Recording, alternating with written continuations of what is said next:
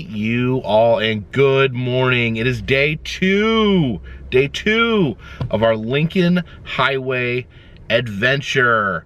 And when I plan these trips out, I don't necessarily map out every step of the way. I know what cities I'm going through. I know where the Lincoln Highway takes us, but I haven't planned, what days I'm gonna be in what cities. I haven't planned every single stop along the way.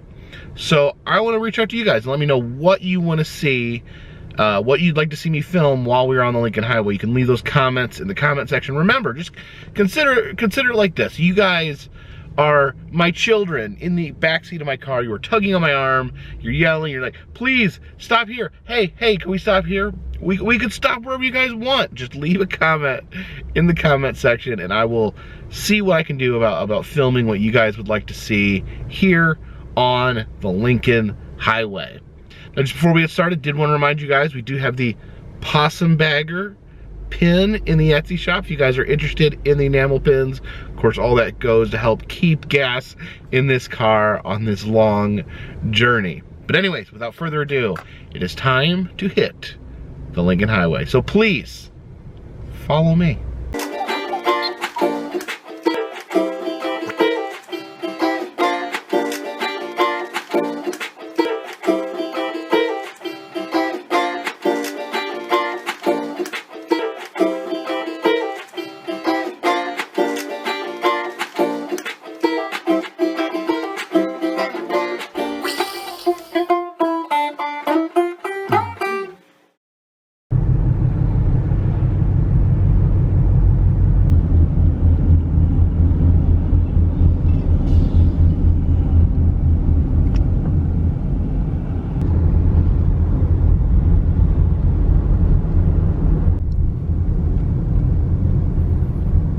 Stopped over here at the Rosedale Cemetery in Linden, New Jersey.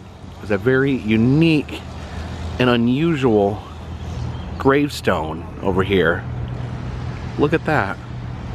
Because here in the Chinese section of the cemetery is a life-sized granite Mercedes-Benz. Now, there isn't a lot of information here on the gravestone itself, but this is a grave. This is the name of the person buried here, and I apologize if I'm pronouncing this wrong, but Ray Say.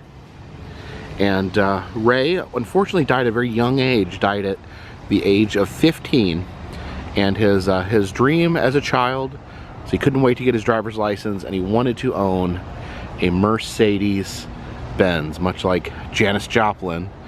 And Ray's brother was apparently a very wealthy man and wished to have his little brother's dream come true. So he commissioned this giant piece of granite carved into an exact replica of a life-size Mercedes-Benz and placed here on his grave.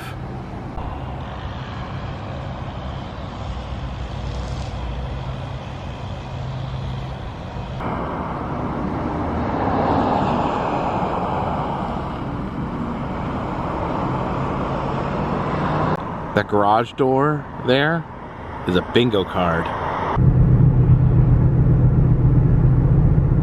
Stopped off here at Menlo Park in Edison, New Jersey. Now, Edison, New Jersey, named after Thomas Edison.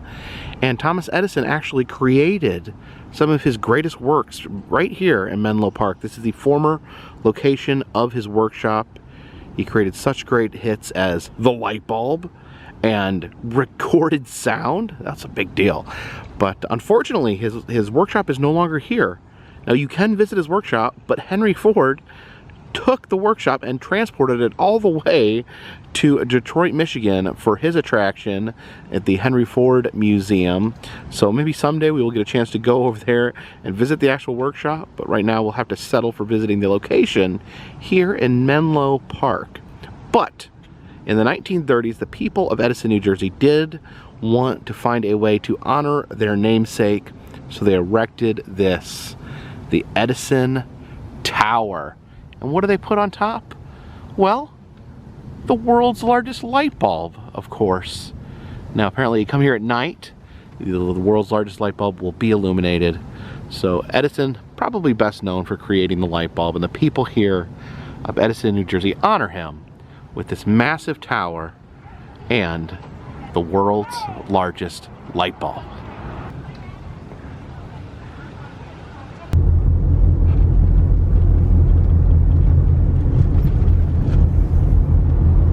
Come over here to Roosevelt Park, where they have a pretty amazing fountain right here.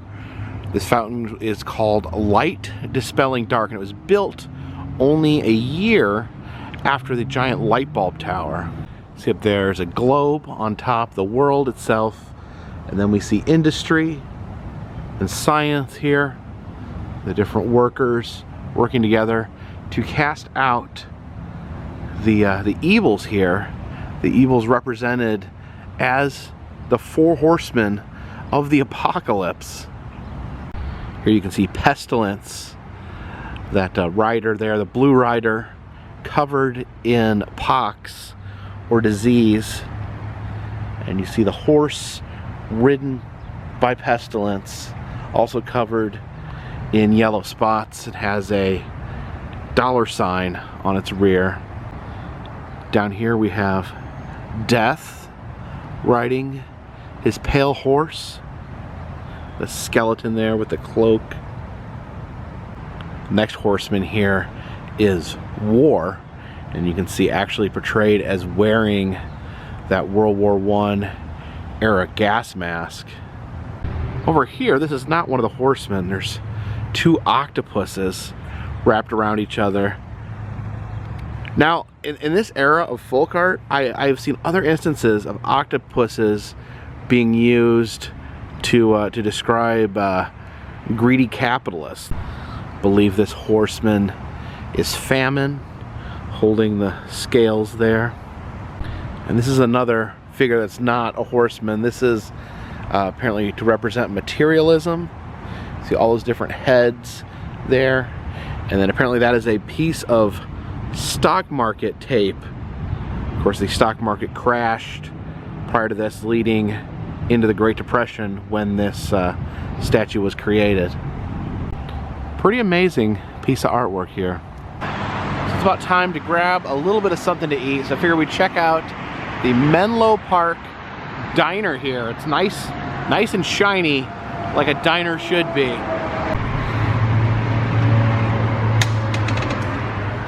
Here we are. Pac-Man machine, the gumball. Love these cool doors here.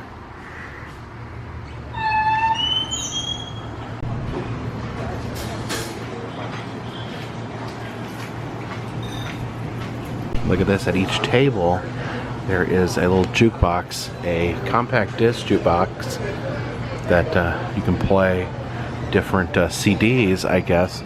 I would fire it up, but of course, on YouTube, you always have to worry about that copyright music.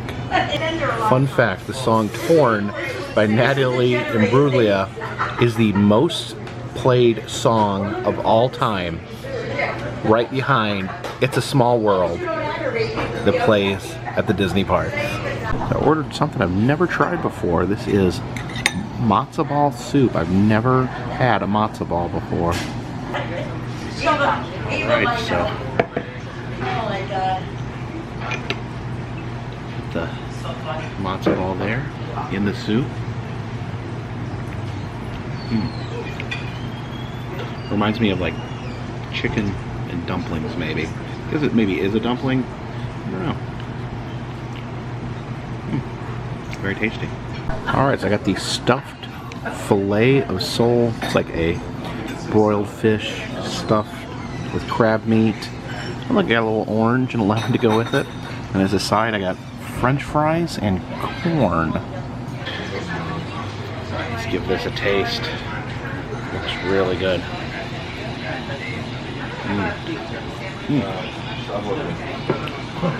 Very tasty there. For a little bit of that corn. Maybe a French fry. Good stuff. So that was pretty yummy.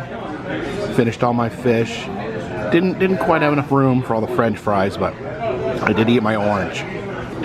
Special did come with dessert. We got a little Jello and whipped cream. But doesn't he know?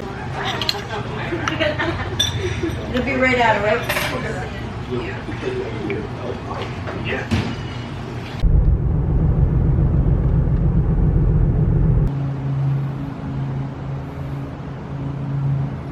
We stopped at another cemetery this morning. We're at Hillside Cemetery in Muchin, New Jersey. We have this very interesting tombstone here. As you see, the grave has the visage of the Three Stooges, Moe, Larry, and Curly. This is not a grave of the Three Stooges, though they're not buried here in the ground. This is the grave of James Bechtold, who apparently was just a huge fan of the Three Stooges. You can see the inscription here, laugh, don't weep, it feels better. So a fan of smiling, a fan of laughing, a fan of comedy. So he was a fireman as well. And I remember as a child watching the Three Stooges, and definitely it was entertaining as a child. Like adults thought it was funny, kids thought it was funny. It was really kind of a charming bit of humor, kind of one of the last bits of vaudeville slapstick humor that we had in our culture. Who else watched the Three Stooges growing up? And is there anyone who still watches the Three Stooges to this day? Is there anywhere where you can watch the Three Stooges? Stopped off in Grover's Mill, New Jersey at this beautiful little park. And here in this idyllic little park, we have a Martian landing site. This monument marks the site of a Martian landing. October 30th, 1938. Now the Martian landing, memorialized here in this monument, is the legendary War of the Worlds radio broadcast by Orson Welles. They would broadcast a mock newscast of an alien invasion, and people around the country thought that it was real. People that tuned in late, who didn't hear the beginning of the broadcast, thought that they were legitimately hearing a newscast of aliens from outer space landing in the United States in a very hostile manner. Now, the person that wrote the screenplay wanted to use a real American city for added realness. And they apparently, at random, picked a town in the United States, and it just so happened to be Grover's Mill, New Jersey. Of course, to the people, the actual humans that actually lived in Grover's Mill, New Jersey, they found this particular detail to be quite terrifying. They were listening to a national news broadcast talking about real aliens, hostile aliens, invading the earth and landing, and they had just so happened to land in the town that they currently lived in. Here on the monument itself, you can see the spaceship that was described in the radio broadcast.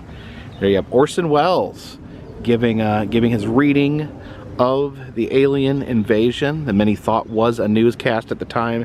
And then you see this terrified family huddled by the radio. It really is like, when you think that people really felt that this was truly an actual alien invasion, that in their heart of hearts thought that this was possibly the end of mankind, a changing point in human history. Terrifying. You can look at their faces; they actually do look pretty terrified. Dad looks pretty concerned there. Wow, could you just imagine being alive through that? Here are some actual quotes from the broadcast. There was a Grover's Mill reporter. "Good heavens, something's wriggling out of the shadow like a gray snake. Now it's another one, and another. They look like tentacles to me. There, I can see the thing's body. It's large as a bear, and it glistens like a wet leather. But that face, ladies and gentlemen, it's indescribable. I can hardly force myself to keep looking at it. The eyes are black, like a doll's eyes, and gleam like A serpent. The mouth is V-shaped, with saliva dripping from its rimless lips that seem to quiver and pulsate. Yeah, that's pretty terrifying for the 1930s. And over here we have the Grover's Mill Pond. Beautiful little pond out here. Drive just about half a mile down the road. I think there is another piece of the War of the Worlds history. And if you look past the fence there, you'll see a odd shape. That was actually a wooden water tower that existed and was functional in the 1930s. And apparently people here in Grover's Mill who thought that aliens were invading during the War of the Worlds broadcast actually fired guns and shot the water tower because they thought that at the time it was some sort of alien spaceship that had landed here.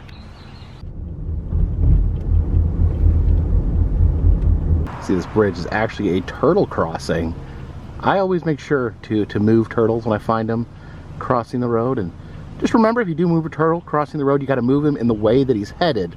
Otherwise, he'll just try to cross the road once again. And here in front of the West Windsor Art Center, we have this sculpture of one of the War of the World aliens. This is how they were described in the book and the radio broadcast. You see, this is made out of found materials there. It's got this tall, long legs and a bunch of creepy tentacles.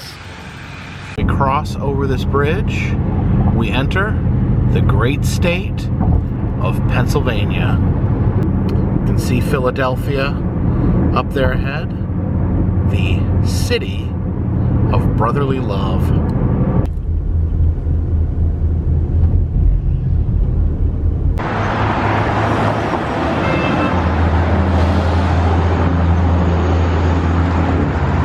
Look at this statue of a tree here. Interesting to make a statue of a tree. Looks like the tree broke here. You can see the splinters, and then this smaller tree caught it. Also in this park, there's some regular trees in addition to the metal dead tree. Here in Philadelphia, they have this golden statue of Joan of Arc.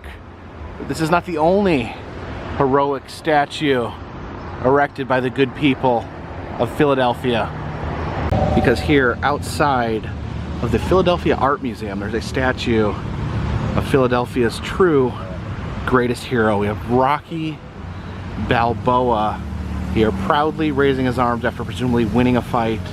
See the tourists line up here to get their photo made with Rocky, their selfie done with the great fictional boxer that lived here in Philadelphia, Pennsylvania. See Rocky's brave visage there. And it says down here at the bottom, it's not how hard you hit, it's how hard you can get hit and keep moving forward. That's how winning is done. The statue is dedicated to the great city of Philadelphia and brotherhood of its people. It's a quote from Sylvester Stallone, the man that actually portrayed the great Rocky Balboa. So pretty cool that they have a statue. You want to be on my vlog? Yeah, can I say hi? Sure. Hi. It's going on YouTube? Yeah, it's on YouTube. Woo! Hi, YouTube! Hello. You better put that in. Yes, I do love the fact that they have the statue of Rocky Balboa here in Philadelphia, Pennsylvania. I wish more cities would erect statues of the fictional characters that come from their cities, that truly like embrace the values of their cities. And the Rocky Balboa is a great character and a great series of movies. They were all wonderful, well, except for Rocky 5. That was terrible. That was terrible. I think those people were just laughing when they heard me say I didn't like Rocky 5. Nobody likes Rocky 5, but the first 4 are really good. And the first one is a really down-to-earth, gritty tale of a boxer who keeps coming up short. He really can't get any momentum and gets the chance of a lifetime and really really takes advantage of it and achieves glory. He doesn't necessarily win, but he is able to stay in and go the distance. Because that's actually Rocky Balboa's that's his key to boxing, is that he actually can get punched a lot. If you watch the movies, it is very different than an actual boxing match, because Rocky is just continuously bashed in the head with punches. Normally, in a boxing match, if a boxer keeps getting punched and can't defend himself, then the referee will call the match. You can't go, you can't go. But Rocky, the referee just lets him keep getting punched and punched and punched and punched, and he just keeps going. You can't. He's I think the strongest head in the world. He is immune to concussions, apparently. Actually, I think the later movies, I think in actually Rocky V, didn't have too many concussions, and he couldn't box. Anyways, Rocky could sustain an unmeasurable amount of damage. And then that first Grounded movie, where it was a very realistic slice of life movie, and it slowly grew to the point where Rocky was literally defending America's honor against the Soviet Union, and actually brokered peace between America and Russia. Wish we had a Rocky Balboa around these days.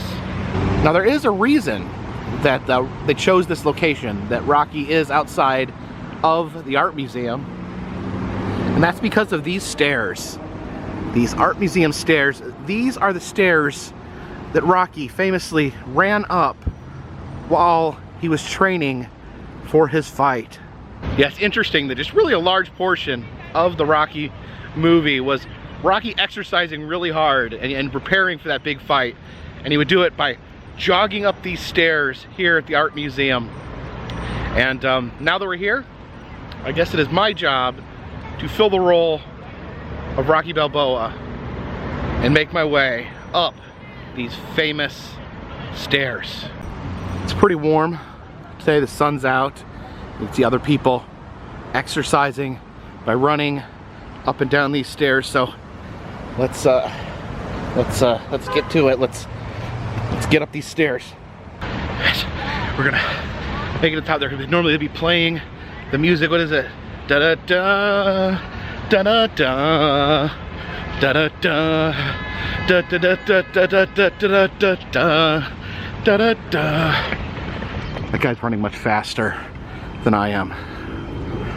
All right, just a few more steps to get up to the top here of the art museum. Woo, woo! So many stairs. I wish I was as good at climbing stairs as Rocky was.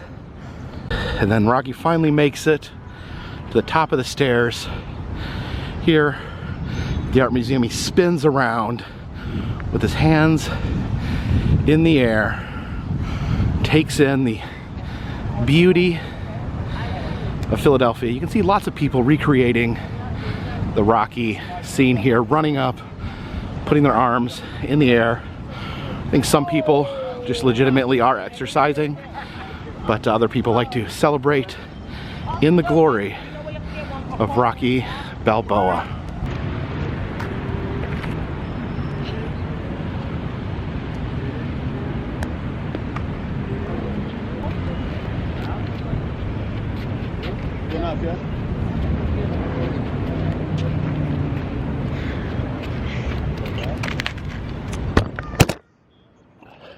Looks like there's just constantly a stream of people reenacting the Rocky scene. Ah, it's pretty charming that a movie and a set of stairs can encourage people to enthusiastically exercise. It is time for dinner, and here in Philadelphia, there's really only one option when it comes to food, and that is the cheesesteak. Here we have Geno's Cheesesteak. On their sign they claim to be the best cheesesteak, but here facing off with Geno's on the opposite corner we have Pat's, who also claim to have the best cheesesteak. See this legendary rivalry as the two stores literally at the different angles here stare at each other for eternity. See Pat's here. It's the crown on the sign. It says they are inventor and originator of the cheesesteak. You can see they actually have their own historical marker here. It says right here on the sign that they invented the cheesesteak. So Pat's the creator of the cheesesteak. That doesn't necessarily mean they make the best cheesesteak, but apparently they did make the first. Now Geno's here does not claim to be the inventor, but they do claim to be the best. I have it right on the sign. Not the originator, but the best. So where should we eat tonight? Should we eat at Pat's, King of Steaks, or at Geno's Steaks? I guess the only fair way to do this is to leave it up to chance. A quarter here. So heads, we shall eat at Pat's, and tails, we shall eat at Geno's. So we will drop the quarter on the ground, and heads, it is Pat's. Now apparently ordering a cheesesteak is a very complicated process. How to order a steak by I Am Hungry. That may be a fake name. Does it specify if you want your steak with or without onions? If you're not a rookie, just come down. Okay, so we gotta remember, we want it with or without onions. I'll probably get it with onions. Step 2, you want plain Cheese Whiz, provolone, American cheese, or pizza steak. I like the Cheese Whiz. Step 3, have your money ready. So I guess you don't want you fumbling around in your wallet while everyone's waiting in line behind you. So step 4, practice all of the above while waiting in line. If you make a mistake, don't panic. Just go to the back of the line and start over. Woo, this is a lot of pressure. Okay, and this ties in to Rocky. We have a little spot here. It says, on this spot stood Sylvester Stallone filming the great motion picture Rocky. So I can indeed stand the same spot that Sylvester Stallone stood. All right, getting ready to tear into this cheesesteak. Almost feel guilty because Geno's is over here staring at me while I'm trying to eat my Pat's here. No, it's nothing personal. I flipped a coin.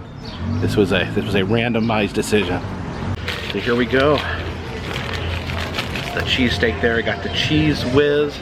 This is the more traditional way to order it here in Philadelphia.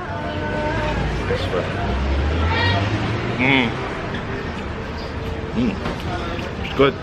There's like a really nice piece of bread. It's like got a, you know, like a bite to it, a chewiness to it, in a good way.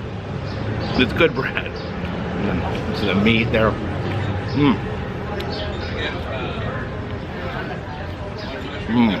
Very, very good. The onions in there, cheesesteak, so good. Now I've been successfully a member of the Clean Wrapper Club, but you know what? I think I have it in me to go another round. So Pat's is the first, but is it the best? Let's put this to bed once and for all. So let's see how Geno's stacks up against Pat's. They have Orange Crush here at Geno's. Across the street at Pat's, they have Orange Fanta. Just make a note there. Let's see. Steak looks a little different. Okay, so one of the difference is here at Geno's there's bigger slices of steak on the sub. The Pat's had more shredded, more smaller strips of steak, kind of ground up. Also, this bun is a little bigger, a little poofier, and looks like it's softer. It's not as more of a hard roll at Pat's, but let's give it a taste. So definitely a difference in the bun, like a softer roll here, with more like a French bread. I think it's Italian bread, but it's more like French bread across the street. They're different. I almost think maybe Pat's, like this steak is a little more flavorful though. So it's a little bit different, but they're both very good. I don't think you could go wrong with either one. I think this has bigger chunks of onion. I think Pat's cooked the onion a little more. It's a little more well cooked than this. So.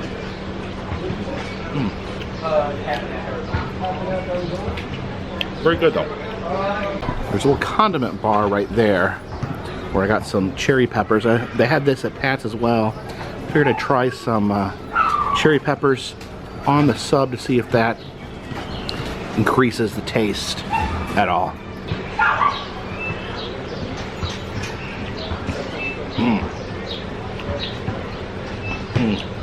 I really like the cherry peppers on there. I think there's a good zing to it. Although I'm now realizing these are very, very hot cherry peppers. Woo. Nearly have achieved double clean plate club status, but just could not bear to eat this last bite of bread. I was just too full, and these peppers are too spicy. So I guess I should give some sort of verdict here. I've just finished eating at Gino's, and of course, not too long ago we ate at Pat's King of Steaks. So I think Gino's may have the better bun or roll. It's fluffier, easier to bite into. Pat's was a little hard, and a good, you know, you like that hard bread to bite into, but I think I prefer the bread at Gino's. However, I think Pat's, I think the meat was more flavorful. The onions were cooked all the way in, and the steak just had a little bit of extra flavor to it. I would happily eat at either Pat's or Gino's, but I think if I was forced to give my personal recommendation, I think I would suggest eating at Pat's. I think I like Pat's a little more. Of course, personal preference. That doesn't mean they're the best. That just means that I liked their way of doing things a little better. I think they cost, I think the prices are almost identical, and they are very similar. You know, they do things in a very similar way. There's small little touches of difference, but I'm gonna award the carpet crown to Pat's, the King of Steaks. Still love Gino's. It makes me feel bad standing here in front of Gino's saying that I preferred Pat's. But anyways, thank you guys so much for joining me today. We traveled through the state of New Jersey and in to Philadelphia, Pennsylvania. And tomorrow morning we're gonna pick right back up and continue on the Lincoln Highway as we head west. If you guys would like to help me out, consider subscribing. It'll let you know when new videos are coming out. Of course, I will be posting a new video every day while I am on the Lincoln Highway, so you can follow my progress. You can make suggestions on where you'd like me to stop, where you would like me to eat, where you would like me to sleep. Leave all those comments in the comments section. If you'd like to support the channel in other ways, consider contributing to Patreon. $3 or more will get you a postcard once a month from me to you. Also, selling enamel pins in the Etsy shop. We got the brand new Possum Bagger pin in stock currently, as well as 4 other designs. All that information is in the description of the video, and all that helps keep this train on the track, this boat in the water, and this dirigible in the air. Until tomorrow morning, my friends, this one's in the bag.